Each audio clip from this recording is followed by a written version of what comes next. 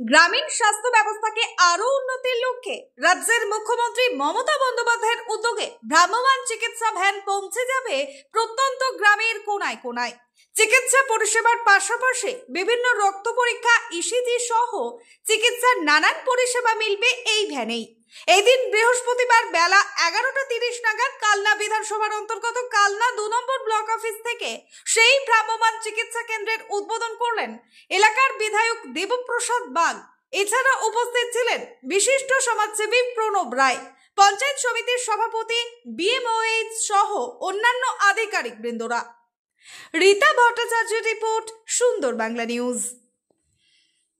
কালনা বিধানসভায় মাননীয় মুখ্যমন্ত্রী মমতা বন্দ্যোপাধ্যায় একটি ভ্রাম্যমাণ গাড়ি পাঠিয়েছেন, যার মধ্যে সমস্ত কিছু চিকিৎসা ক্ষেত্রে পরীক্ষা নিরীক্ষার সব কিছু বন্দোবস্ত আছে। তার মধ্যে ডাক্তার, টেকনিশিয়ান সহ সবাই থাকবেন।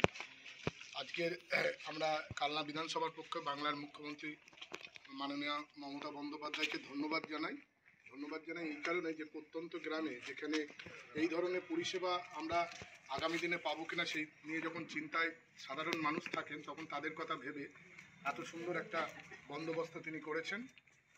অসংখ্য ধন্যবাদ জানাই।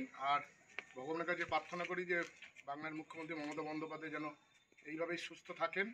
তিনি যতদিন সুস্থ থাকবেন, বাংলার সাধারণ মানুষও সুস্থ জীবনযাত্রা করতে পারবে। আমাদের এই কালনা 1 264 নম্বর যে অ্যাসেম্বলিতে এই মোবাইল মেডিকেল ইউনিটটা দেওয়া হয়েছে। এই মোবাইল মেডিকেল ইউনিটে আমরা যারা প্রত্যন্ত গ্রামের যে মানুষ তাদেরকে তাদের দুয়ারে, তাদের বাড়ির কাছে আমরা এই তাদের চিকিৎসা পরিষেবা প্রদান করব। এই কালনা বিধানসভার কালনা 1, কালনা 2 নম্বর ব্লকে সমস্ত গ্রাম পঞ্চায়েতে এই পরিষেবা দেওয়া হবে।